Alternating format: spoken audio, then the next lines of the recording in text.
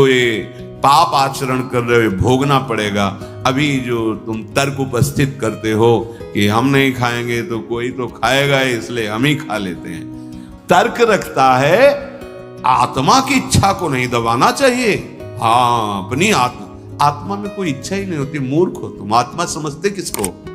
अरे आत्मा भगवान का स्वरूप है, इच्छाएं मन है, वो इनकी इच्छाओं को नहीं। अस्पताल नर्क पक्का, लिख लो कागज में, मत दबाओ अपनी इच्छाओं को, फिर देखो इच्छाओं का तांडव तुम्हारी दुर्गति ऐसे करेगा कि फिर दबाना क्या है, फिर भूल जाओगे इच्छा करना, ऐसा दंड मिलता है।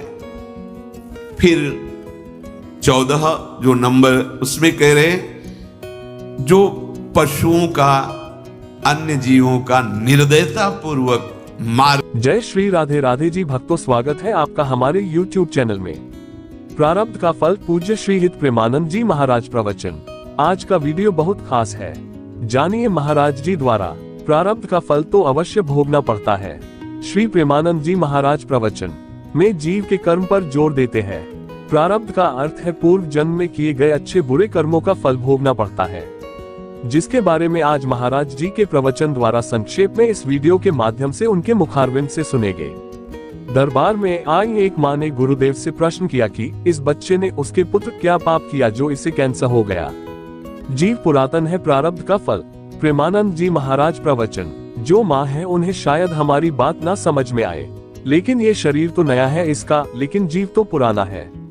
ना जाने कौन से कर्म का फल मिला है इसको, ये तो भगवत लीला है, इस पर किसी का कोई अधिकार नहीं। इस बच्चे का क्या प्रारब्ध है, नई अवस्था है, अभी तो नया कोमल बच्चा है, लेकिन अंदर जो जीव है वह बहुत पुराना है। इस पर महाराज जी ने कहा कि उससे कौन कौन से कर्म हुए हैं, उसका परिणाम इस नवीन शरीर को भोगना पड़ रहा है। इस शरीर में आते ही कैंसर हो गया।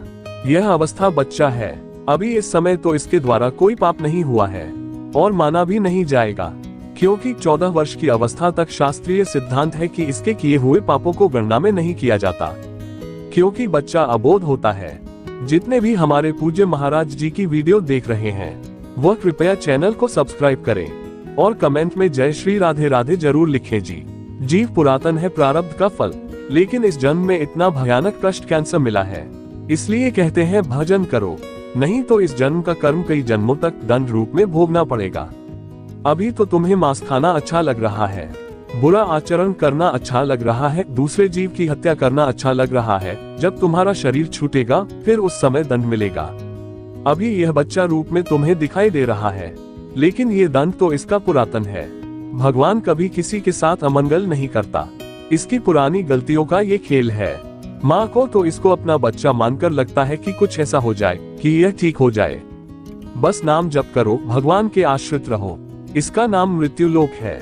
यहाँ जो हम कर्म करते हैं वो संचित होता है, उसी के अनुसार नया शरीर मिलता है और वह दंड या पुरस्कार, सुख या दुख भोगना पड़ता है। इसलिए इसे मुक्त होना अनिवार्य है। भगवान के भजन इसलिए है कि तुम्हारे जो बुरे कर्म है वह भस्म हो जाए। तुम माँ हो, इसके लिए बस एकमात्र नाम है राधा राधा नाम का जप। धैर्य पूर्वक करो, सब उनके भरोसे छोड़ दो, जो कुछ होगा सब मंगल होगा। दूसरा कोई नहीं है, इसी पर्दा को हटाने के लिए ही तो साधना की जाती है। इसके लिए विचलित नहीं होना चाहिए। धीरे धीरे हमने संत वचन सुनना किया, हमने मनाना शुरू किया, वही संत संग हमें वहां तक भी पहुंचा देंगे, क्योंकि वह बहुत सामर्थ्यशाली है। तो आप इसमें विचलित नहीं होने देना, अपने को और व्यवहार में कभी कमी नहीं होने देना। जैसे आपका पुत्र है वह गलत कर रहा है, तो इसमें ये भाव देखना कि जैसे पुत्र शब्द कहा है तो इसे डांटना हमारा अधिकार है। भगवत भाव के साथ अगर आपका पूर्व का पाप है और अभी तक दंड नहीं मिला है तो वह आपको फंसा देगा, बल्कि आप इस समय निर्दोष है पर आप फंसते चले जा रहे हैं। तो यह वह पाप है जिसे कोई जान नहीं पाया और आपसे हुआ वह सुरक्षित रखा रहा, अब आपको दंड दे रहा है।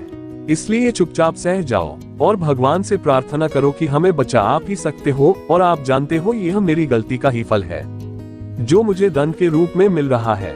और अगर कोई पाप नहीं है ना पूर्व में और ना अब, तो लाख कोई कर ले, आपको कोई फंसा नहीं पाएगा। अगर आप धर्म से चल रहे हैं, आपका पक्ष धर्म है, तो उसके पुण्य नष्ट हो रहे हैं और आपका पाप नष्ट हो रहा है। आप खुद को शांत रखकर प्रभु का नाम जाप करके अपने को बचा लो। जो गलत पर गलत किया जा रहा है वो खुद धीरे धीरे नष्ट हो जाएगा। जय श्री राधे राधे जी भक्तों, उम्मीद करते हैं यह वीडियो आपको पसंद आई होगी।